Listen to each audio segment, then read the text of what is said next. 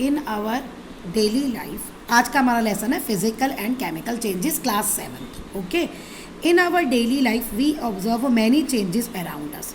Daily life में हम बहुत सारे चेंजेस अपने चारों ओर देखते हैं। These changes can B observed by us at home. ये चेंजेस हम कहाँ कहाँ देखते हैं? घर में भी, स्कूल में भी, प्लेग्राउंड में भी, पार्क में भी एंड अदर प्लेसेस, दूसरी जगह पे भी। फॉर एग्जाम्पल, जैसे कि आइस मेल्ट ऑन हीटिंग। अब हम बर्फ़, आइस जब उसे गर्म करते हैं तो वो मेल्ट हो जाती है। Water boils on heating, water को गर्म करते हैं तो वो उबलने लगता है। Iron rust in moist air. Moist air मतलब कि जैसे अब रेनी सीज़न है तो रेनी सीज़न में आप आयरन को छोड़ दो तो उस पर जंग लग जाता है, रस्ट। कॉमन सॉल्ट वाटर में डिज़ोल्व हो जाता है। वेजिटेबल पल्सेस कुकिंग करने पे चेंज हो जाते हैं। और मिल्क भी किस में चेंज हो जाता है? कर्ड यानी दही में। तो ये सारे आपके चेंजेस हैं। Similarly ripening of fruits, fruits का पकना, वुड का जलना, मैच स्टिक का जलना, वेदर में चेंज होना, ये सारे आपके चेंज के एग्जाम्पल्स हैं। अमंग ऑल दीज चेंजेस, इन सब चेंजेस में से some changes can be reversed. कुछ चेंज रिवर्स हो सकते हैं, यानी उनसे हमें वापस मिल सकता है। जैसे melting of ice, ice melt हो गई, वाटर बन गया, लेकिन आप उसको फ्रीज़र में रख दो, वो फिर से आइस बन जाएगी। Where other can not be reversed by reversing the condition. Means कि अगर आप कंडीशन भी रिवर्स कर दो तो वो चेंज आपको वापस नहीं मिलेंगे। जैसे कुकिंग, वेजिटेबल्स हम पकाते हैं, कच्चा सब्जियां हम बनाते हैं, तो क्या उस पकी हुई सब्जी से हमें कच्ची सब्जी दोबारा से मिल सकती है? नहीं मिल सकती। तो इसलिए अब हमारे दो इंपॉर्टेंट चेंजेस आते हैं, reversible change and irreversible change. The change which can be reversed by reversing the condition is known as reversible change. और वो चेंज जिसको हम रिवर्स कर सकते हैं कि उसकी वो कंडीशन अगर हम रिवर्स कर दें तो वो होता है हमारा रिवर्सिबल चेंज। जैसे स्ट्रेचिंग ऑफ रबर बैंड, आपने रबर बैंड को खींचा, वो लंबा हो जाएगा, उसे छोड़ दो, वो अगेन अपनी शेप में वापस आ जाएगा। Glowing of electric bulb, electric bulb का जलना, स्विच ऑन करते हैं, बल्ब ऑन हो जाता है, ग्लो करने लगता है, ऑफ करते हैं, वो वापस अपनी पहली वाली पोजीशन में आ जाता है। मेल्टिंग ऑफ आइस, ये सारे रिवर्सिबल चेंज के एग्जाम्पल हैं। And reversible change are temporary changes. Reversible change होते हैं वो टेम्परेरी होते हैं, मतलब कुछ टाइम के लिए होते हैं। कहने का मतलब वही है कि अगर हमने कंडीशन रिवर्स कर दी तो हम बिगिनिंग पे आ जाते हैं जहाँ से हमने, जिस स्टेट से हमने शुरू किया था। The change which can not be reversed even bye reversing the condition is called irreversible change. अब वो चेंज जिनको हम रिवर्स नहीं कर सकते, चाहे हम कंडीशन भी रिवर्स कर दें, तो उसको हम कहते हैं इरिवर्सिबल चेंज। जैसे एजिंग ऑफ लिविंग ऑर्गेनिजम्स, बूढ़ा होना। एजिंग ऑफ लिविंग ऑर्गेनिजम्स मतलब लिविंग ऑर्गेनिजम्स का बूढ़ा होना। बूढ़ा तो कोई दोबारा से जवान नहीं हो जाता ना, यंग नहीं होता। रस्टिंग ऑफ आयरन, आयरन पे एक बार जंग लग जाए आप दोबारा से वही पहले वाला आयरन नहीं ले सकते। बर्निंग ऑफ पेपर, ऐश बन जाती है, क्या उस राख से आपको दोबारा से पेपर मिल जाएगा? नहीं। तो ये सारे जो हैं वो आपके इरिवर्सिबल चेंजेस हैं। And irreversible changes are permanent changes. Irreversible changes जो होते हैं वो परमानेंट चेंजेस होते हैं, यानी जो एक बार हो गए परमानेंट यही आएगा, उसके और कुछ आपको पहले वाली कंडीशन नहीं मिलेगी। Next is physical changes. देखिए बहुत सारे जो रिवर्सिबल चेंजेस होते हैं ना वो आपके फिजिकल चेंजेस होते हैं, सारे नहीं लेकिन बहुत सारे, ऑलमोस्ट। अब फिजिकल चेंजेस में क्या होता है? नया सब्सटेंस बनता है। We know that properties, sorry नया सब्सटेंस नहीं बनता।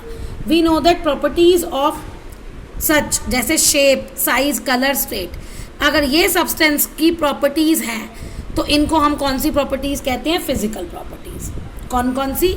शेप क्या है उसकी, साइज क्या है, कलर क्या है, स्टेट लिक्विड है, सॉलिड है, गैस है। A change in only one of the physical properties of any substance get changed and no new substance is formed is called physical change. अब वो चेंज जिसमें सिर्फ ये फिजिकल प्रॉपर्टी चेंज होती हो, चाहे एक हो चाहे एक से ज़्यादा हो, लेकिन नया सब्सटेंस नहीं बनता, तो हम उसे फिजिकल चेंज कहते हैं। देखो जैसे stretching of rubber band, stretch करते हो वो लंबा हो जाता है ना, उसकी शेप चेंज हो गई, उसका साइज चेंज हो गया, छोड़ दोगे तो वो वापस आ जाएगा, लेकिन जो रबर बैंड है वो तो रबर बैंड ही रहेगा ना। तो ये हमारा फिजिकल चेंज है। ग्राइंडिंग ऑफ सब्सटेंस, ग्राइंडिंग जैसे गेहूं से आटा पीसना, ग्राइंडिंग ऑफ सब्सटेंस, गेहूं का पीसना। देखो जब गेहूं को हम पीसते हैं तो उसकी साइज़ चेंज हो जाता है, लेकिन जो आपकी वीट है पहले भी उसकी वही प्रॉपर्टी थी और बाद में भी उसकी गेहूं पीसने के बाद वीट ही है, वही प्रॉपर्टी है। तो इसलिए ये आपका फिजिकल चेंज है। अब बाकी ये सारे दे रखे हैं, expansion and contraction of substance on heating, तो ये आपके सारे जो हैं फिजिकल चेंजेस हैं। अब इनको जब आप कंडीशन रिवर्स करोगे तो आपको सारा वापस मिल जाएगा। नेक्स्ट आपका है प्रॉपर्टी, क्या characteristics of physical changes. Physical change में बस कुछ फिजिकल प्रॉपर्टीज जैसे साइज, शेप, कलर और स्टेट चेंज होती है। इसमें कोई नया सब्सटेंस नहीं बनता। ये तो दो आपके डिफाइन में भी आ गया। Generally a physical change is reversible, ज़्यादातर फिजिकल चेंज जो होते हैं वो रिवर्सिबल होते हैं। देखो अब एक है जैसे ग्राइंडिंग वाला था आपने पढ़ा, या टीयरिंग ऑफ पेपर, पेपर का फटना, लेकिन ये इरिवर्सिबल है क्योंकि जो पेपर फट गया या जब गेहूं से आटा बन गया, आटे से आप गेहूं वापस नहीं ले सकते और उस पेपर से आप दोबारा से पेपर जोड़ के वापस नहीं ले सकते। तो इसलिए जनरली लिखा या आप लिखोगे most of the physical changes. Okay, कोई भी एनर्जी नहीं चाहिए होती, no overall energy takes place. Energy मतलब चेंज को स्टार्ट करने में या चेंज के बाद इसमें एनर्जी का कोई इन्वॉल्वमेंट नहीं होता मोस्टली।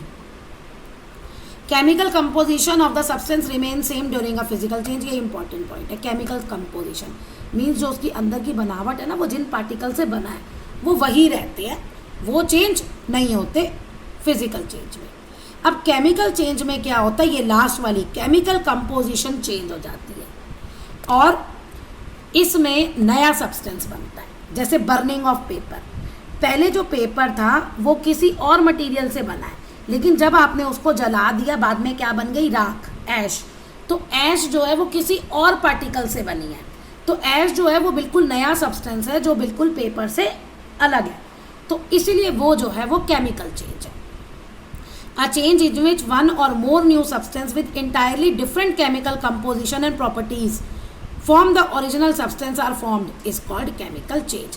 एक या एक से ज़्यादा सब्सटेंस बनते हैं जिनकी केमिकल कंपोजिशन और प्रॉपर्टीज़ यानी बनावट और प्रॉपर्टीज़ जिससे वो बने हैं ओरिजिनल से बिल्कुल अलग होती है। तो ऐसे चेंज को हम कहते हैं केमिकल चेंज। अब देखिए ये एक आपकी एक्टिविटी है जिसमें केमिकल चेंज बता रहे हैं और वो प्रोसेस जिसमें ये केमिकल चेंज होता है उसको हम केमिकल रिएक्शन भी कहते हैं। ओके, तो अब आगे हम चैप्टर केमिकल रिएक्शन के बारे में पढ़ेंगे। अब इसमें क्या है, एक टेस्ट ट्यूब में एसिडुलेटेड कॉपर सल्फेट सोल्यूशन लिया जिसका कलर ब्लू है, उसमें आयरन नेल डाल दी Fe। अब इसको आपने 10 मिनट के लिए ऐसे ही छोड़ दिया या आधे घंटे के लिए। उसके बाद आप देखेंगे ये जो कलर है ना ग्रीन हो गया। अब क्वेश्चन है ये कलर ग्रीन कैसे हो गया, क्या हुआ? तो इसमें एक केमिकल रिएक्शन हुई। क्या हुआ, कॉपर सल्फेट की जगह बन गया आयरन सल्फेट और आयरन सल्फेट का कलर होता है ग्रीन। अब यहाँ से सल्फेट जो है वो तो आयरन के साथ कंबाइन हो गया, आयरन सल्फेट बन गया और कॉपर अलग हो गया। और कॉपर होता है ब्राउन कलर का जो कि आयरन की नेल पे डिपॉजिट हो गया। तो आयरन की नेल से फिर ये आपके पास ये कॉपर यहाँ डिपॉजिट हो गया और आयरन सल्फेट का कलर ग्रीन हो गया। तो ये आपका एक एग्जाम्पल है केमिकल चेंज का, या आप कह सकते हैं कि ये एक केमिकल रिएक्शन है। यहाँ देखिए, ये देखो ऊपर जो है आपकी ये रही copper sulphate CuSO4 plus Fe iron FeSO4 plus Cu, ये बन गया। अब इस एक्टिविटी से हमने क्या देखा, केमिकल चेंज में क्या क्या होता है।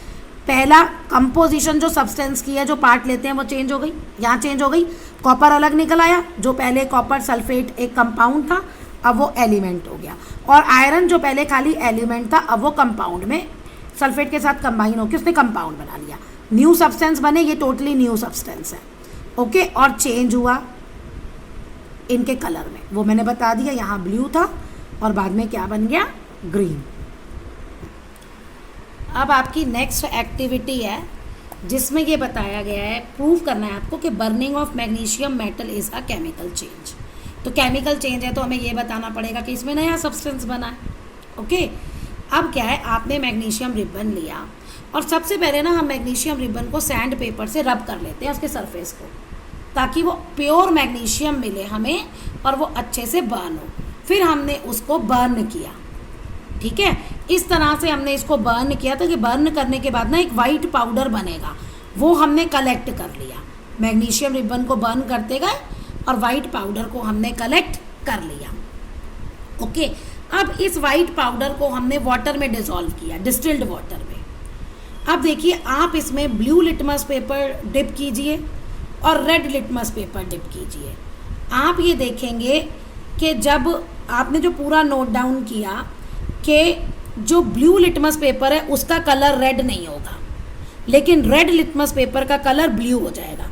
इसका मतलब वो बेसिक है, यानी जो मैग्नीशियम एक्चुअली जो बर्न करने के बाद आपके पास वाइट पाउडर आया ना, वो मैग्नीशियम ऑक्साइड है, और उसको जब हमने वाटर में डिसॉल्व किया तो वो मैग्नीशियम हाइड्रोक्साइड बन गया, और वो बेसिक होता है नेचर में। तो अब हमने क्या कंक्लूड किया इससे, कि जब हमने मैग्नीशियम रिबन को बर्न किया तो वो ऑक्सीजन के साथ कंबाइन हुआ और उसने मैग्नीशियम ऑक्साइड बनाया, और वो मैग्नीशियम ऑक्साइड का रिएक्शन ये रहा, 2Mg + O2 2MgO।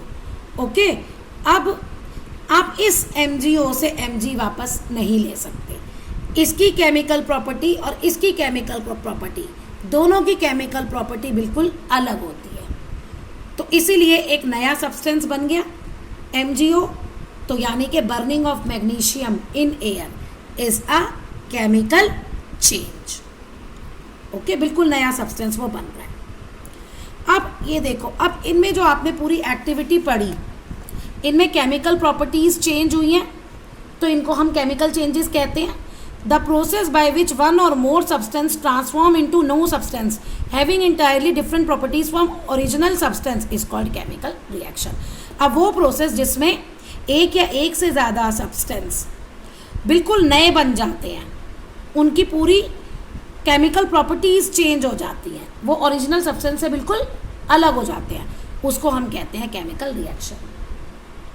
ओके, अब केमिकल रिएक्शन में हमने दो चीज़ें पढ़नी है। जो हम शुरू में सब्सटेंस लेते हैं, जो आपस में एक दूसरे से रिएक्ट करते हैं, उनको हम रिएक्टेंट कहते हैं, और जो नए सब्सटेंस बनते हैं चेंज के बाद, केमिकल चेंज के बाद, उनको हम प्रोडक्ट कहते हैं। जैसे यहाँ है मैग्नीशियम और ऑक्सीजन लिया हमने, इन दोनों ने रिएक्शन किया, तो मैग्नीशियम और ऑक्सीजन जो है वो हमारे रिएक्टेंट है, और बाद में क्या बना MgO, ये हमारा प्रोडक्ट है। अब देखो, जैसे ये इक्वेशन देखो,